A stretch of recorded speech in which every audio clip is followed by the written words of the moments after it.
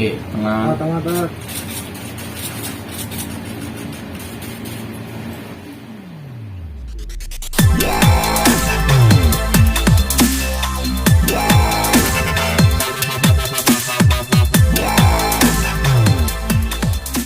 Ya, kemarin gimana Ustaz untuk Ustaz, pelaporan ada di yang Polda? disampaikan mungkin?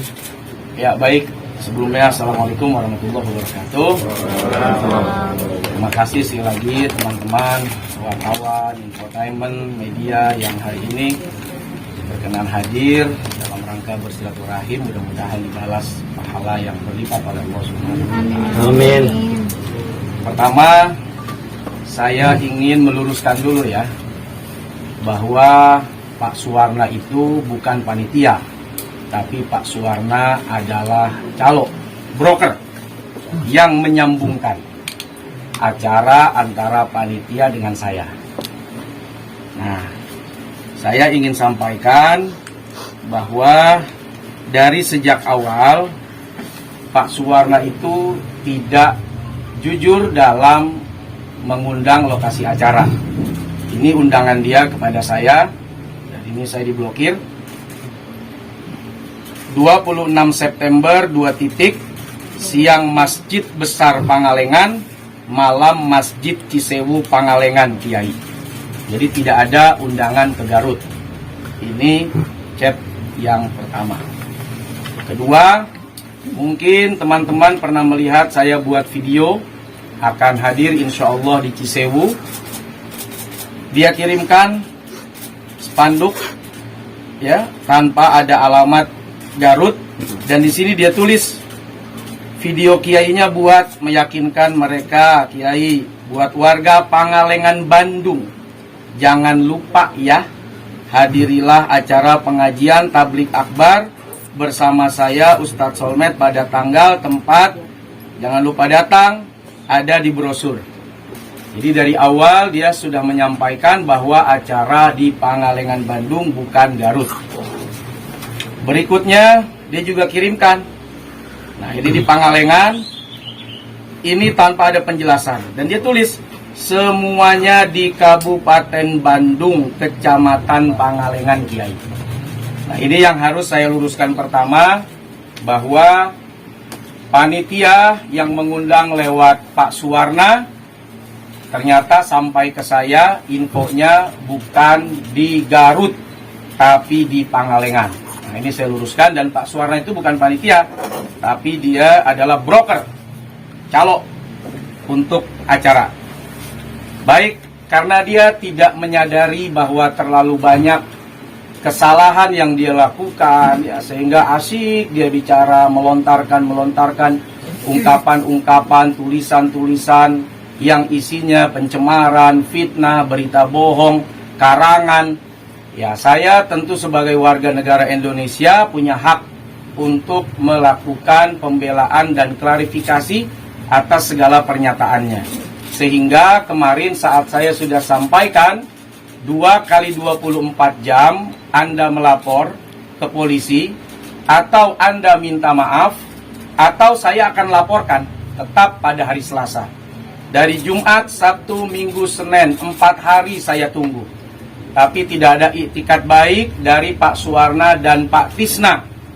Maka sesuai dengan janji saya, tanggal 5 kalau tidak salah ya, tanggal 5 Oktober, saya secara resmi mengadukan dan melaporkan persoalan ini ke Ditreskrimsus, ya, Direktorat Reserse Kriminal Khusus Polda Jawa Barat. Nah, siapa yang saya adukan dan saya laporkan? 2 orang. Pertama Pak Suwarna, yang kedua Pak Tisna. Jadi saya hanya ingin menyampaikan, saya tidak ingin banyak membuat opini, saya tidak ingin banyak berdebat. Apa yang Pak Suwarna dan Pak Tisna sampaikan, silahkan saudara selesaikan saja di mata hukum di Polda Jawa Barat. Dan pasal yang kita kenakan semua rata-rata undang-undang. Nah, ini pasal yang pertama ya, undang-undang ITE, dari mulai pasal 27, kemudian pasal 36 dan pasal 51. Nah, itu ancamannya 12 tahun penjara dan denda 12 miliar. Nah, jadi ini resmi sudah saya laporkan, sudah saya adukan, sudah saya sampaikan beserta bukti-bukti yang saya miliki untuk diproses oleh kepolisian. Sementara itu, ini sengaja saya tutupi karena mungkin ada beberapa hal yang sifatnya rahasia ya, takut nggak enak. Ustaz ke kanan, Ustaz. Ya. Tengah dulu, tengah. Oke. Tengah.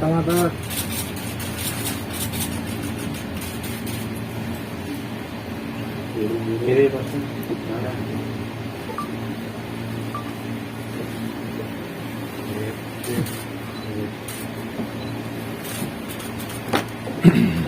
Oke.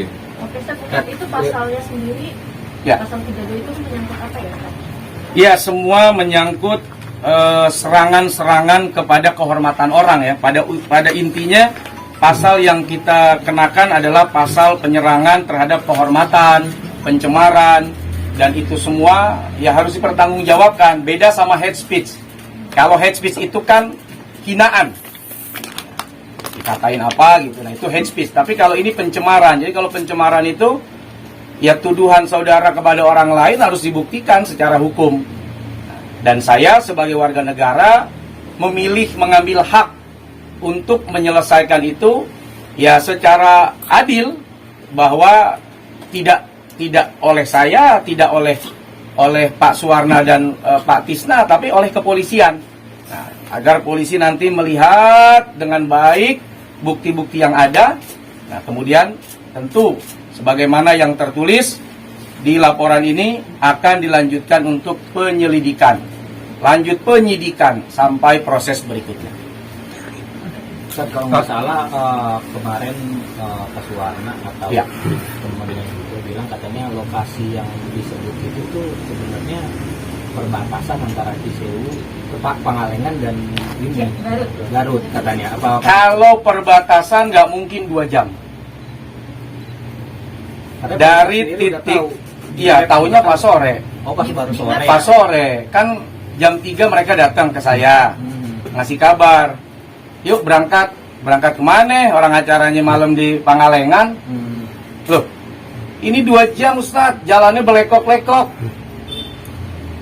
2 jam. Emang di mana? Garut. Ya udah, saya diem lah. Saya suruh berangkat duluan. Nah, sambil saya istikharah, ba'da maghrib saya jamak, baru saya jalan. Padahal secara hukum saya tidak punya kewajiban untuk datang karena semua undangan yang tertera adalah Pangalengan, Bandung, bukan Garut. Itu mah karena saya kasihan aja sama panitia, sama Pak Suwarna. Rasa kemanusiaan sebetulnya lebih besar. Nah, sudahlah saya kasihan. Ada bencana di depan. Nggak bisa datang dan nggak bisa